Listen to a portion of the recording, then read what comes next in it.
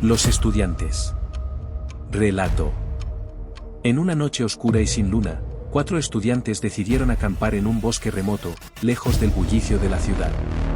Era su última escapada antes de graduarse, y querían algo emocionante, algo que recordarían por siempre. Montaron su tienda cerca de un lago pequeño, rodeado de árboles altos que susurraban con el viento. Al principio, todo parecía perfecto, la fogata chisporroteaba, las estrellas comenzaban a aparecer, y las risas resonaban en la tranquilidad del bosque. Sin embargo, a medida que la noche avanzaba, comenzaron a suceder cosas extrañas. Primero, oyeron un murmullo en la distancia, casi imperceptible, como si alguien estuviera susurrando sus nombres. Pensaron que era su imaginación, pero los sonidos se hicieron más claros y cercanos, hasta que se dieron cuenta de que estaban rodeados por un silencio inquietante. Ni siquiera los grillos cantaban. El aire se volvió denso, y una neblina espesa empezó a cubrir el suelo, avanzando desde el lago hacia ellos. Los árboles, que antes parecían acogedores, ahora se erguían como sombras amenazantes. De repente, una figura etérea apareció al otro lado del lago, flotando entre la niebla. No tenía rostro, solo una sombra borrosa que los observaba. Los estudiantes, aterrorizados, decidieron que era hora de regresar a casa. Tomaron sus cosas rápidamente y se adentraron en el bosque, tratando de encontrar el camino de vuelta. Sin embargo, en su pánico, tomaron un desvío, un atajo que ninguno de ellos recordaba haber visto antes. Mientras caminaban, la oscuridad parecía intensificarse, como si la noche misma quisiera tragarlos. Después de lo que pareció una eternidad, llegaron a un claro.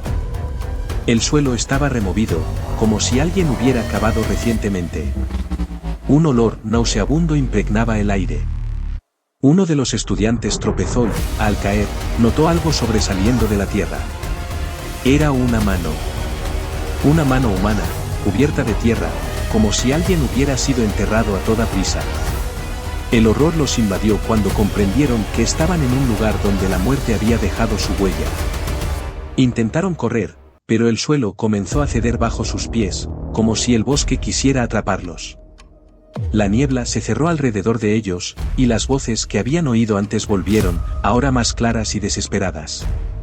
De repente, una de las figuras espectrales emergió del suelo, su rostro desfigurado por el dolor y la ira.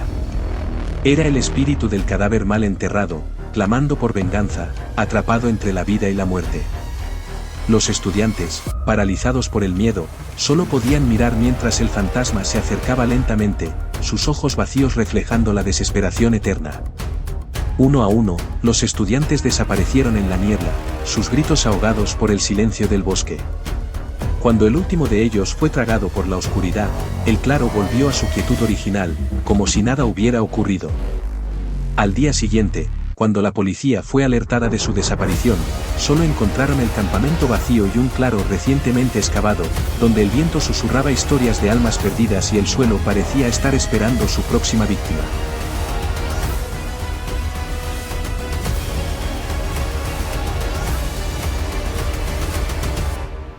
El silencio del lago. Relato.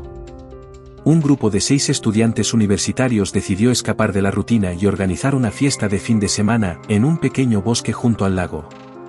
El lugar era remoto, perfecto para desconectarse del mundo, y rodeado de una densa niebla que daba al ambiente un aire de misterio. Era otoño, y las hojas caídas crujían bajo sus pies mientras caminaban hacia la cabaña que habían alquilado.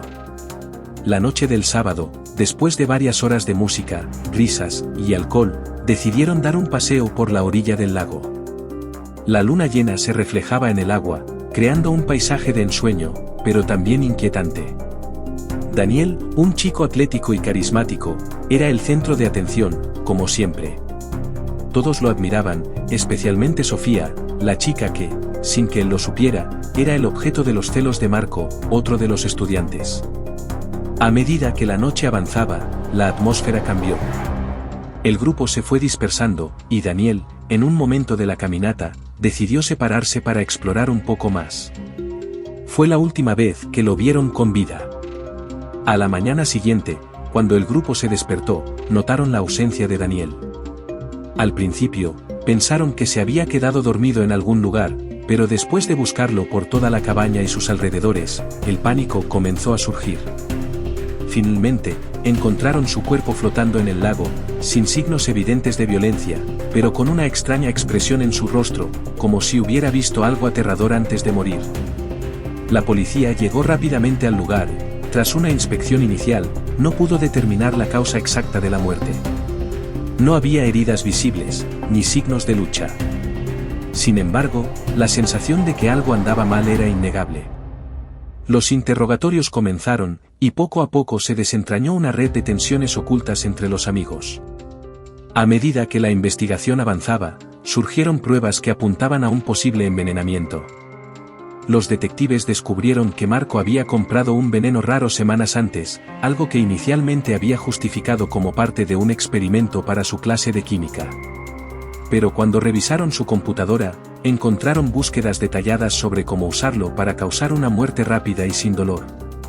Las piezas comenzaron a encajar. Marco había estado celoso de la relación entre Daniel y Sofía durante meses. Sabía que no podía competir con el carisma y la popularidad de Daniel, y el odio que sentía lo había consumido.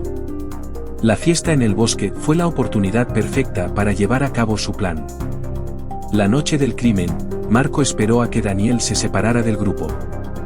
Lo siguió discretamente hasta la orilla del lago, donde, en un momento de descuido, vertió el veneno en la botella de agua de Daniel.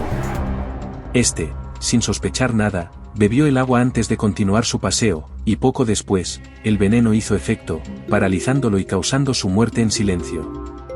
La policía arrestó a Marco, quien finalmente confesó su crimen, llorando y lamentando lo que había hecho, aunque en sus ojos se podía ver que el arrepentimiento no era por Daniel, sino por haber sido atrapado. El grupo de amigos quedó destrozado, incapaz de creer que alguien a quien consideraban un amigo pudiera haber cometido un acto tan atroz. La tragedia dejó una marca imborrable en sus vidas, y el lago, antes un lugar de serenidad y belleza, se convirtió en un símbolo del terror y la traición.